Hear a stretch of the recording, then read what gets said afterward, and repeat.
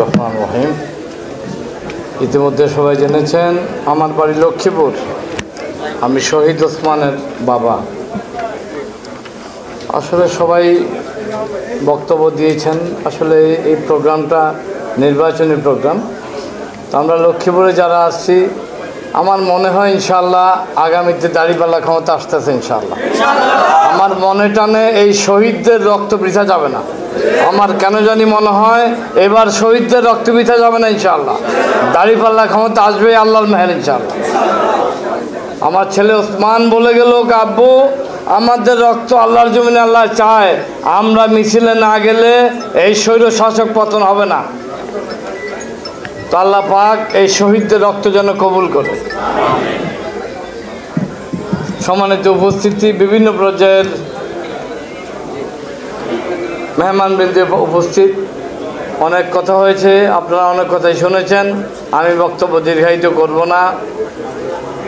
আমরা একটু আগে বক্তা বলে গেছেন, থাকি ঢাকায়, মন থাকে, শরীর থাকে ঢাকায়, মন থাকবে লক্ষ্মীপুর। আমরা মাস্টার রুহুল আমিন ভূঁইয়াকে দাঁড়িপাল্লায় ভোট দিয়ে বিজয়ী করব ইনশাআল্লাহ। আর কোনো সুযোগ নাই, আর সুযোগ দেওয়া হবে না এদেরকে।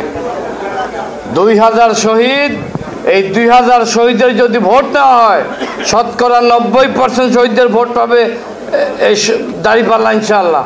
10% ভোট পাবে সারা বাংলাদেশে সব দল। আমি দেখছি আমাদের খবর সবচেয়ে বেশি এই দাঁড়িপাল্লার প্রতীক জামায়াত ইসলাম আমাদের সবচেয়ে বেশি খোঁজখবর নিয়েছে। 1 বছর পর বিএনপির লোকেরা আমার বাসা গেছে, 1 বছর পর।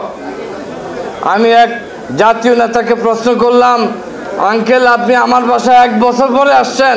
উনি আমাকে উত্তর দিল, আমার নেতা কর্মী আমাকে বলে নাই। আজকে তারা ক্ষমতা যাওয়ার জন্য ফালাফালি শুরু করছে। 1 বছর পরে আমার বাসা গেছে আমাকে সান্ত্বনা দেওয়ার জন্য।